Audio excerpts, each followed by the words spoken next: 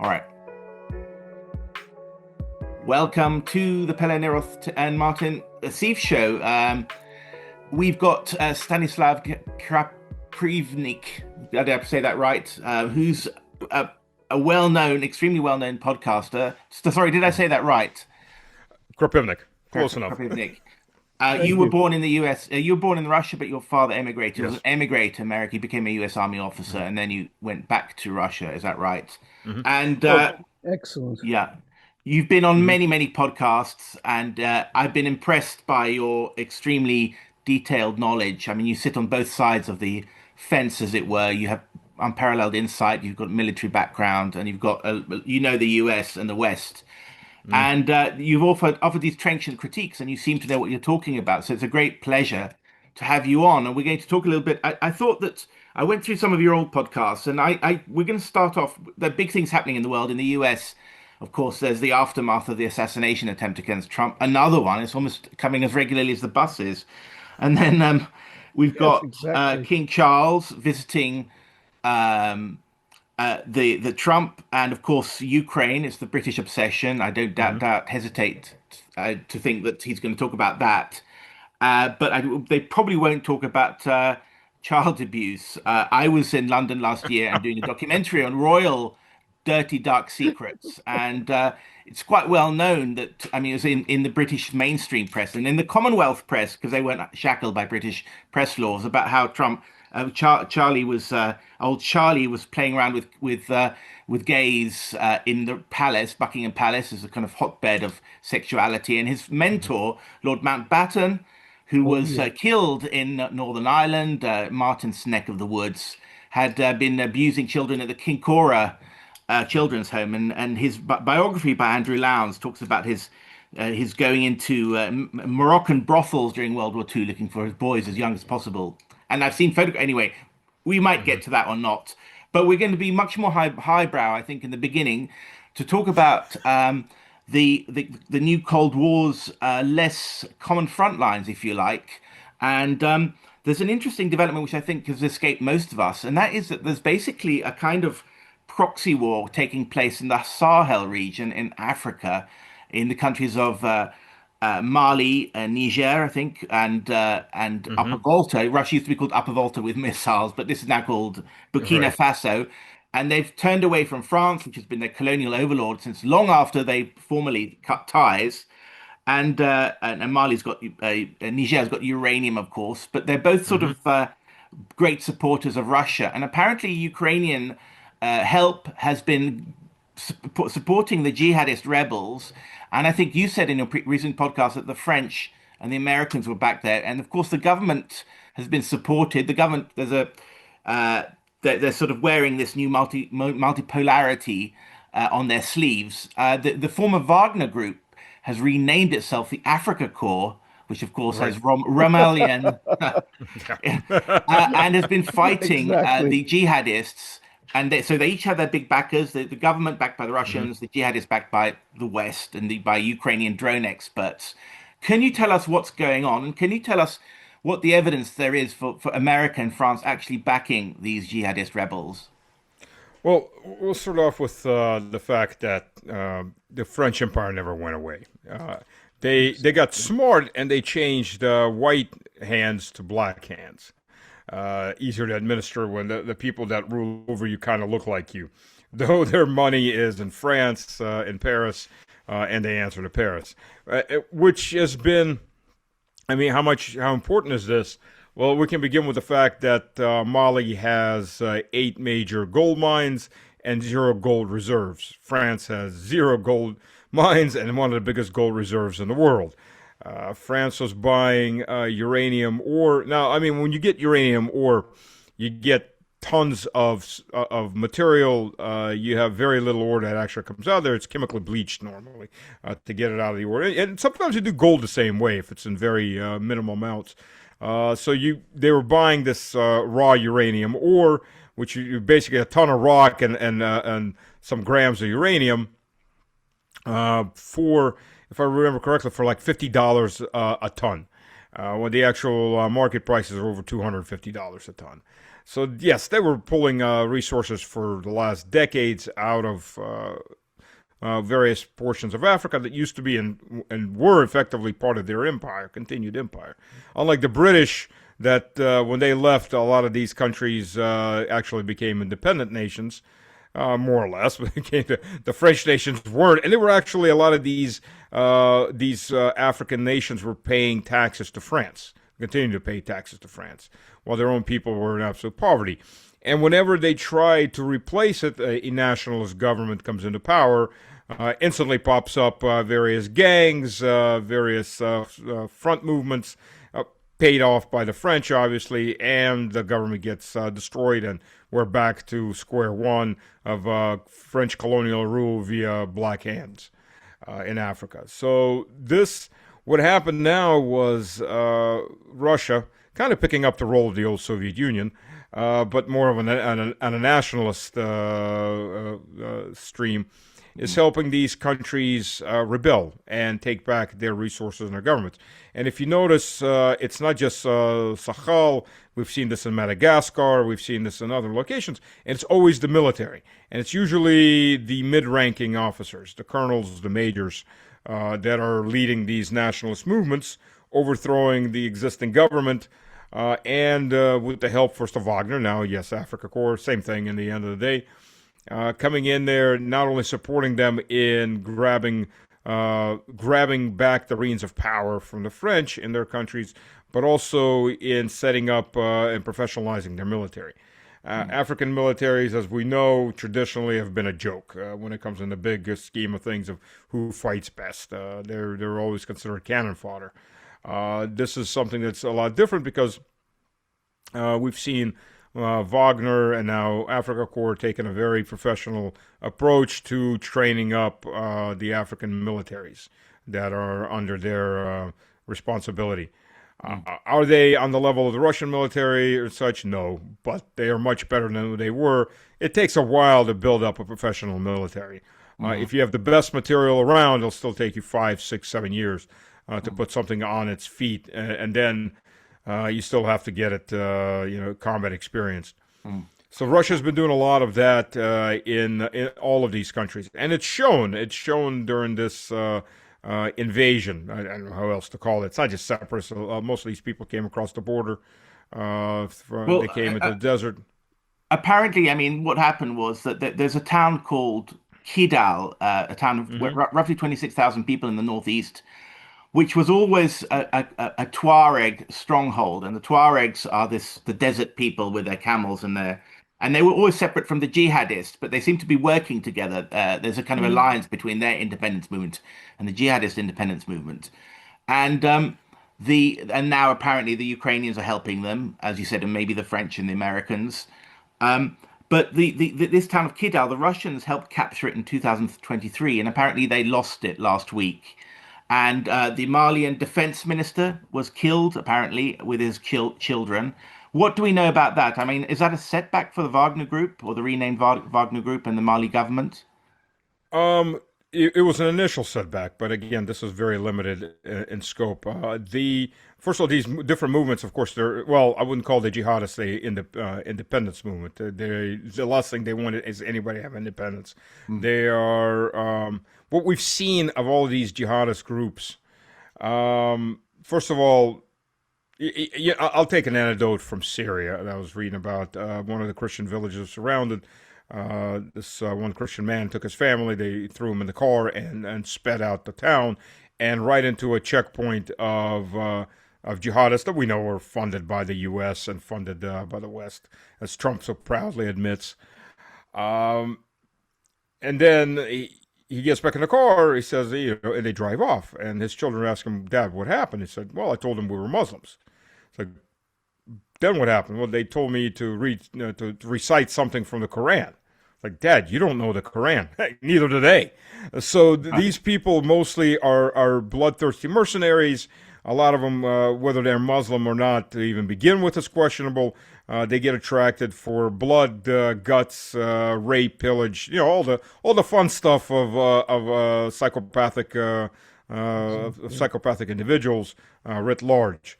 Right. Then So are you there's saying like yes, the there's ISIS and the Free Syrian Army, Al-Nusra Front, which it was part of this Operation Timber Sycamore, by the US and the UK especially to topple Assad. They weren't real Islamists, but they were wearing that banner for whatever reason. the Sunnis have a tendency to fall more under these kinds of radical organizations. A lot of them, if they're Muslims, they're mostly not very educated Muslims that are much easier to guide to what you want. After all, Saud and Wahhabism is a relatively more modern incarnation of all of these radicals. It's not the first wave of this. What you don't see, by the way, you don't see that much. It's pretty rare amongst the Shia. Mm. To make it more, the Shia are like the Orthodox or the Catholics of the Christianity, while the Sunnis are more like the Protestants. And you see lots of different branches of Protestantism often going off in the very deep end Mm. of fanaticism. Oh, the Christian Zionists is a perfect example. And you see the same thing in the Sunni. They're more apt to have these radical organizations. How much they actually know, I guarantee you the vast majority are illiterate, easily guided, and they're giving a free hand to the worst of human nature. When they invaded, there was about 12,000 of them that invaded. They were trying to repeat the scenario of Syria. And at least we forget when the Syrian government collapsed, the entire Syrian army collapsed except for the Lion Brigade, which, as far as I know, is still fighting in the mountains. Those are mostly Alawites and Christians.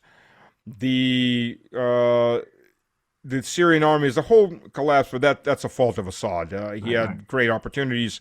Russia came to him, then Iran and China offering to rebuild his military in exchange for him opening the economy up to Russia and then to China. He refused all of it. He wanted to be loved by the West, so he sided up close, thinking, I guess, that he'd won the war. Meanwhile, the forces that took him down were just being prepared in the lull, and we know what happened. During those 2 weeks, the Russian military destroyed 2,500 of the jihadists that came through. They weren't that big as a force itself, the Russian military there, and then so the rest of the Syrian army collapsed. There's only so much you can do. In this case, it's a very different situation because the Mali army as a whole did not collapse. The government has not collapsed. It's standing and fighting. It lost the northern territories, and they've retreated in Kala. They retreated to a very large base to the south of that, where, as far as I know, they're still being besieged. The capital did not fall, even though there was fighting in the capital. Yes, they did assassinate the defense minister, but for the most part, they've been destroyed in that area, and the south has been spared. And now there's movements back north for what it looks like the beginning of a counteroffensive to clear them out. They Are the did. Russians? Sorry, over Yeah. to you. Are the Russians Well, following this? Because in a way, it's a distraction, and I mean, a media interesting distraction from the sort of hardcore stuff that's going on in Ukraine. And in a way, it reminds me of the kind of proxy wars that were taking place in the 1970s and 80s in Africa between East and West, mhm. which in a way lowered the temperature of the direct East-West conflict. So in some terms, it's bad luck for the Africans, but I mean, it makes a nuclear war less likely, perhaps, or it's a chance for East and West to test each other in Africa rather than long in Europe, just with all that nuclear possibility. I think I'd probably look at this as more like the Spanish Civil War, where it was just a prelude to the bigger war that was ahead. The Right. unfortunate Yes. part is the leadership in Europe is, pardon my French, butt ass insane. There is no rhyme or reason to these people's insanity. They either think that they can continue walking on the edge and never fall off, or they really do want a big war and think they really don't understand what a big war. And again, they don't understand economics. They don't understand history. The leadership in the West is singularly the bottom of the rung for human intelligence that's probably ever come up to power, short of the fall of the Western Roman Empire. Well, we've got This Finland. I is. mean, we're just rather than tackling the huge subjects, we're Mhm. taking slightly more peripheral. areas, which I know you talked about them. Valtonen, the Finnish foreign minister, has said things like, we don't want to have a trade deal with the Chinese because China is supporting Russia. I mean, and they've cut themselves off from Russian gas and energy, of course, and now with Iran, we're going to end up with a huge Dmitriev, Putin's representative, the owner of the National Investment Fund or whatever, or the guy who runs it and negotiator. He's been saying, you just wait. In a month's time, you'll be living in. You're going to make the COVID crisis look like a holiday. Lockdowns and all the rest of it. But we don't hear anything about it. But we kind of people sense something's going to come, and it's partly because we're picking fights with everyone, and we don't. As you said, we're run by bad people. And now in Finland, they might be placing nukes on their territory. So how are the Russians looking at that? Look, first of all, there's a fallacy built into this oil and gas. The reality is, Europe was buying a whole lot more than just oil and gas. Yeah, by Europe, okay, that we are a fourth of Europe. Um, Never forget, Europe ends at the Urals and at the Caucasus, and a good fourth, if not more, is Russian territory, and the most resource rich areas of that. European Union was purchasing from Russia a lot more than just oil and gas. First of all, it was purchasing, of course, work petrochemicals such as diesel, petrol, plastics. It was buying from Russia steel goods. In fact, Mercedes, BMW were buying aluminum and steel automobile parts that were being shipped in. So Russia was one of the major producers. So the sub-assemblies that went to put the cars together. Paper goods, wood goods, food. I mean, chicken, pork, fish, grain. All of these goods are coming in, even for the electronics industry. Russia is one of the biggest wafer producers in the world. Silicon wafers. Russia is the biggest producer of noble gases. And when you're welding, one of the good things about being a supply chain director is you get to learn a lot about how different industries work because, that's what you deal with. And I had chip manufacturers, one of my key suppliers. So I walked their production line, learned their process as best as I could in a short amount of time. One of the things is when you have high-end soldering of any of these chip boards, you have to keep the solder from reacting with reactive gases, i.e., the entire atmosphere just about that we breathe. You have to vacuum out the atmosphere, and you have to you pump in noble gases, argon, freon, and so on that they don't react. And Russia, by the way, is a huge producer of all of that because that also comes as a byproduct of the steel industry. Europe was importing all of this. Europe was importing Russian technology also. Let's not forget, when COVID hit, Italy, as a prime example of an absolute basket case economy, on a basket case medical system. EVL machines, the entire Italian medical system had 56 EVL machines that were operating. Russia had 3 or 4,000. And continued to produce them in mass quantities afterwards due to COVID. Russia had decontamination equipment. All of Italy did not have decontamination units. They couldn't decontaminate any of the hospitals. They couldn't decontaminate any of the pensioner homes. The Russian military brought that in and was decontaminating hospitals for them. They were absolutely incapable. This is supposed to be a first world economy that really can't handle any crisis because they don't have anything to handle it with. And much of Europe is in the same, non-Russian Europe is in the same position. So that is why when things collapsed, and I'm talking about trade-wise, Europe suffered much more. I'll give you one prime example before move on to the subject. So Russia was importing from Germany toilet paper, paper for office paper, for printing machines, cardboard. Russia was exporting to Germany those giant reels of raw paper. So the Germans said, no, that's it. We're not selling anything to Russia. We're not importing either. And for a while, the Germans actually had a shortage of toilet paper, and all their print newspapers went out of business because they didn't have any paper. Well, one of my friends was an IT director for the biggest paper company producer in Russia that was importing cardboard back from Germany. So what did they do from 22 to 24? is they set up four major manufacturing points for cardboard. They manufacture 80% of Russia's cardboard. Another 20% is manufactured by their competitors. That's a niche, as an example, that Germany will never return to. They're not needed anymore. It's produced cheaper. The thing is Russia had no motivation to do the investment it should have done in this. But now it had the motivation. Now it has the facilities. They'll never buy from the Germans again. Why? You've invested in the facilities, and now you're manufactured cheaper than it cost before to invest, to buy up from the Germans. And there's whole ranges of industry like this that has been replaced. A lot of European businessmen really don't understand the situation. They think that once this conflict is over, settled, they'll just walk back in. No, they won't. And in fact, Chevron and Exxon try to come back.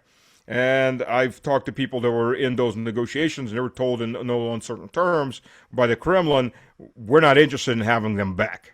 We don't need them. And they don't have the technology that we needed before. We've already developed or in the process of developing. So thanks, but no thanks. You go talk to them, Rosneft and Gazprom, but they're not coming back into this market ever again.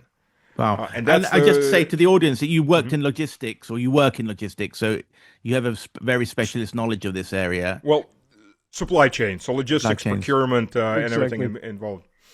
So I mean, Martin, I was going to say, we're going to talk about Finland. I mean, Finland used to benefit a lot from during the Cold War, and now, of course, they've cut off everything. Tourism is suffering on the Finnish side, and they're doing. But interestingly, today, the Finnish and Estonian leaders, Stubb and a guy whose name I forget, but the Estonian president, they met and they said, we've got to start talking to Russia. So I'm wondering whether that's because, of course, from a Russian perspective, Estonia is the mouse that roared, you know, the most hardcore opponent of Russia. But if they're talking about talking to the Russians, is there a seriousness behind that? And Stubb, you never know where he's at the moment. The Finns, on the one hand, of course, the Finns are talking about a very, very strong confrontation with Russia. On the other hand, he's one of the few leaders, at least, has talked about dialogue with the Russians. So where do you assess that, and where do the Russians assess it? Because Finland is a neuralgic topic because of its proximity to St. Petersburg. Finland was the armpit of Europe until it became part of the Russian Empire. I mean, let's talk reality. They were the place that Swedes went when they wanted to kick somebody around as part of their empire. Finns never ruled Finland until they became part of the Russian Empire, and they were elevated as a vassal kingdom of the Russian Empire. Well, vassal. The emperor was the king of Finland, but Finland was allowed autonomous rule. Finns were given education. A stinky small village, fishing village, was turned into Helsinki by Russian architects and Russian construction. So whether they like it or not, but that's the reality. Finns entered European aristocracy only through Russia. To begin with that, they were never in the aristocracy before that. They were the underdog of the Swedish Empire. When Finland was never punished for its crimes in World War II. Finland wanted to build the big Karelian Empire, which meant exterminating the Russian population and the other nationalities living in Karelia. They ran concentration camps. They weren't as industrious as the German concentration camps, but thousands of people still died in those. And for some reason or other that nobody can figure out, Stalin had a soft spot for them and allowed them to basically, as long as they switched sides and turned on the Germans, they were forgiven. As long as they signed perpetual neutrality. Perpetual neutrality, we learned, ends in relatively quickly, with 80 years, and the perpetual neutrality ended. Even a little less than that. The idiotic thing about the Finns in general is their entire economy is tied first and foremost to Russia in every single way you can think about it. Their number one export is wood goods. Where did they get the wood? They bought it from Russia at preferential prices. Of course, that was under attack anyways because Russia has passed laws where it will no longer sell raw wood, only boards or finished products. So its aim is to move up the procurement or the production chain, the value chain in every industry. go away as much as you can from raw materials. But the Finland was the wood. Was the wood equivalent of the oil sheikdoms in the Persian Gulf. It made the majority of its money off of wood and wood products. That's gone, obviously. Tourism was the vast majority of tourists were Russians. They came in. These Finnish towns along the border are now empty ghost towns. Everybody's left. There's no Russian tourism. They cut themselves off of that. They cut themselves off of cheap energy. They cut themselves off of Russian goods. They cut themselves off of the market to sell their goods. And we already know that a company like Viola, they moved their operations to Russia about 7, 8 years ago because that was their major market. And Finland was already passing sanctions against Russia, so they had no reason to stay in Finland. They just moved their operations into Russia to service their market. And we see what happened. Finland is a second world economy collapsing back toward the armpit of Europe. Nobody needs Finland. Finnair was one of the best airliners in the world, but it was the best airliner, one of the best airliners in the world because it flew into Russia and through Russia to Europe. It was a connecting airline. Helsinki is no longer needed by anybody. Nobody flies up to Helsinki unless they're going to vacation up in Finland because it's no longer a transit airline, no longer a transit airport. It's not going anywhere. It's a dead end airport, and it's in the armpit of Europe.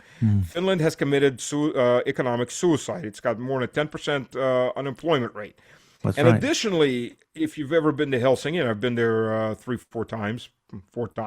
One thing you notice is there are not a lot of children, A, and B, about half the children are from migrants that don't assimilate, whether they're from Saharan Africa, Turks, Arabs. They act like Turks, Arabs, Saharan Africans. They dress the same way. They're not assimilating into Finnish society. They look absolutely stand out, not because of their skin color, but because of how they walk, how they talk, how they dress. They're hardcore. A lot of them are hardcore Muslims. They don't do the liberal Mm, Finnish thing. And they're probably 50% of the children. So the next mm, generation, mm. Finns are going to have a very big problem demographically. That's right. Already Finland is already And the coming down Fin, I this. mean, Finnish is such an obscure language that why would anyone learn Right. it? That's the trouble. And Well, yeah. well, If Anyway, I may. yes. Sorry. Martin, Mhm. yeah.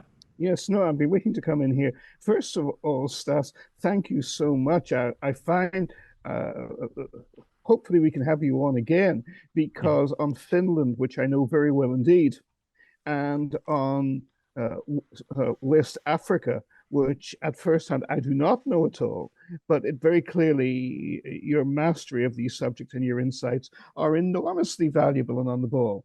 I knew Thank Finland you. very well 20 and 30 years ago, and I know it's a very different Finland today, but every insight you have expressed about Finland and what made it prosperous and successful and happy for so long, and why it is not that way now, I'm in a position completely to endorse.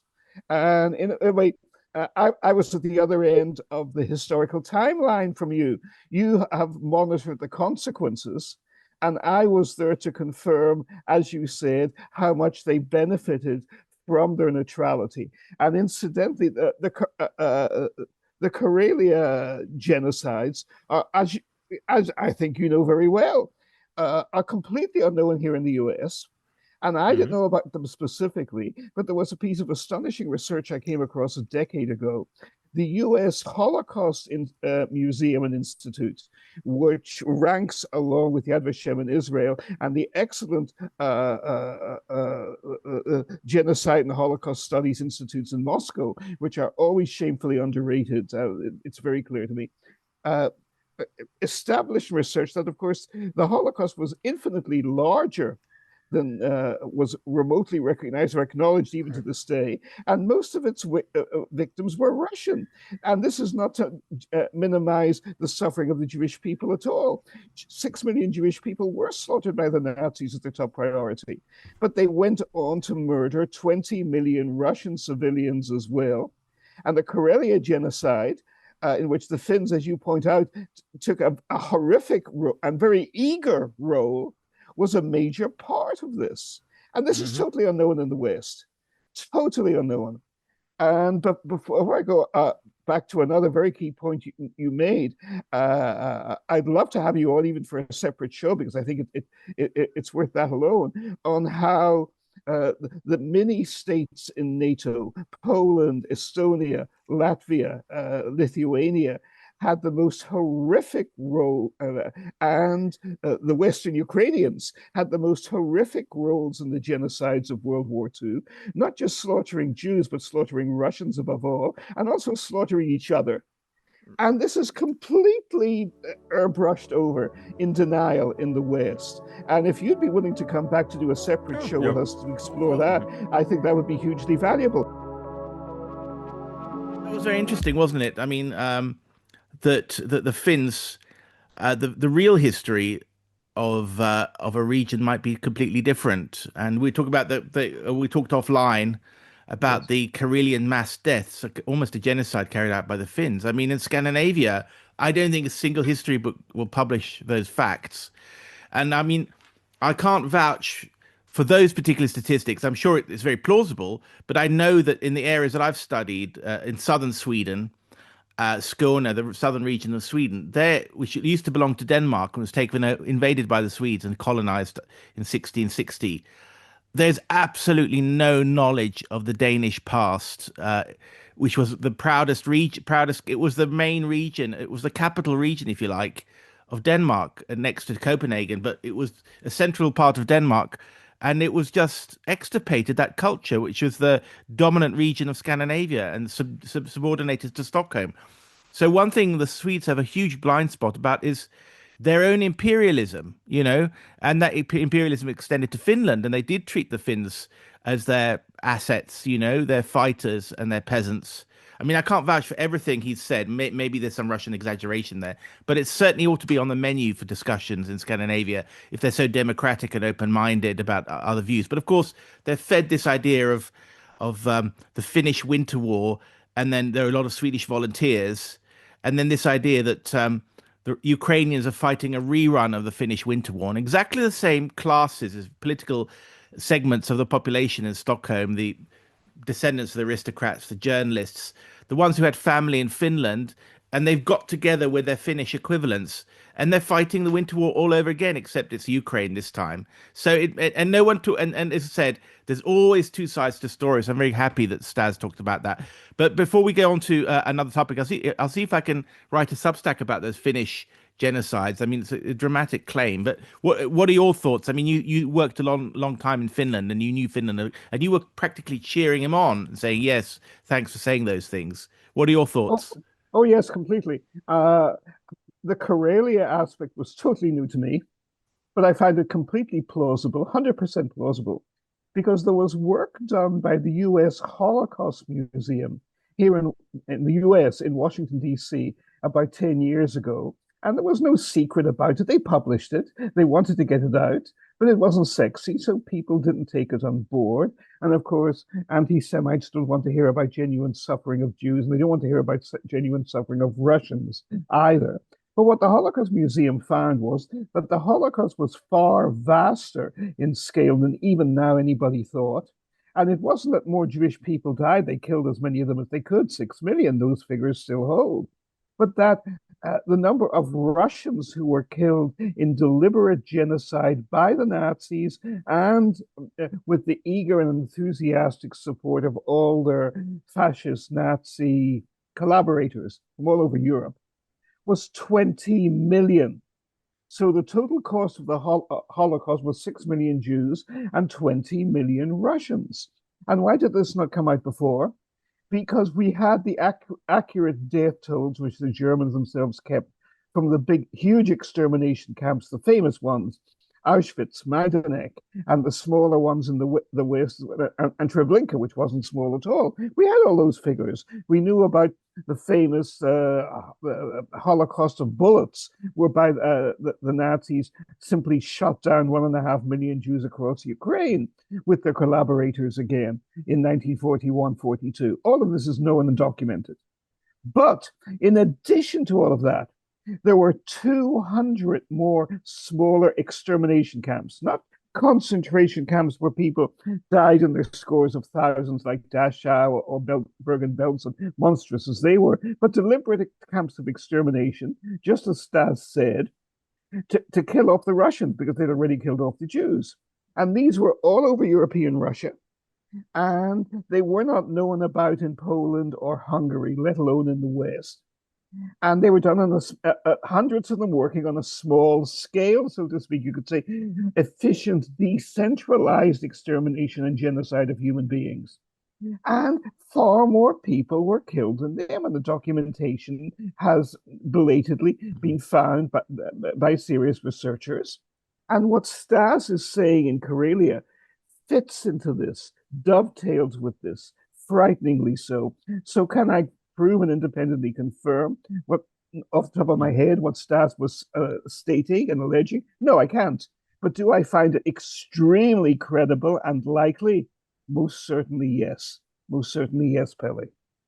Well, very interesting. I mean, we were going to talk on this show about the presidential assassination attempt and the King Charles, but maybe we'll do that tomorrow because we'll know more about Sure. King Charles. And I think this will be our Finnish confrontation with Finn. We've had Tuomas Yes. Malin on when in my previous incarnation. He's practically fighting a one-man fight against the Finns. It's funny because during Kekkonen, they had this thing, Czechoslovakia, as a joke on Czechoslovakia. Kekkonen was this when the Swedes were the adult and the Scandinavians were the adults in the room, where everyone else was limbering up for a third world war. The Swedes and the Finns were living in harmony, basically, with the Russians and with NATO. Norway's part of NATO, but they agreed not to have any NATO troops permanently. Finland was aligned with Russia, but not part of the Warsaw Pact. So people had different allegiances, and Sweden was kind of perfectly neutral in the middle. And it was practically a disarmed region, even though it was Oh, yeah. geostrategically very important because Scandinavia was run by very serious men and women who'd fought in or not fought in the war. Kekkonen had fought in the war, but the Swedes hadn't. But they were sensible older men over 60 who didn't want war and were very good at keeping it out, and they talked to everyone. Now we've got youngish politicians, young women, people, graduates of the Western regime change complex, and they've whipped up their populations into this further, and they've embraced what is these myths. I mean, the Finnish Winter War is a myth, even though I can't vouch for everything Stas said, but the truth is certainly not what you hear in the Swedish school books and is pumped out daily in the Swedish press. And I said the whole aristocratic class, they're licking their chops because they see what they can do all over again, what their grandfathers did, which was fight a brave war against those pesky Russians. But lest we forget, the Finns actually lost that war.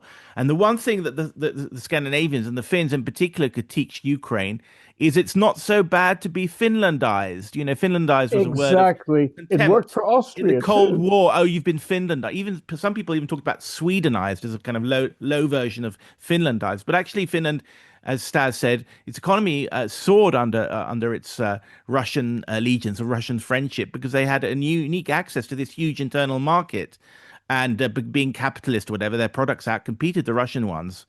And so they were doing very well, and they had a huge economic crash in 1992, and that ended. Then they built themselves up again, and now, and with a lot of Russian trade, but now they've cut everything off, so they've got the highest unemployment in Europe. Anyway, Martin, at least should we wind up there? Do you want to have anything more to say? No, I'm in full agreement with you, Yeah. Pele. Okay. But again, as you and I find so often, when you look into history, it's the opposite of what we and other people were taught, and what so many of us, myself included, blithely assumed most of our lives. But this is important because these are issues of prosperity and ruin. They're issues of war and peace. They're issues of life and death. So what we're doing here is extremely important, and guests like Thomas and Stas are worth their weight in gold. Yep. Absolutely. Anyway, okay. Well, have a great rest of the day, Martin, and we'll see you And you, tomorrow. Pele. Take care.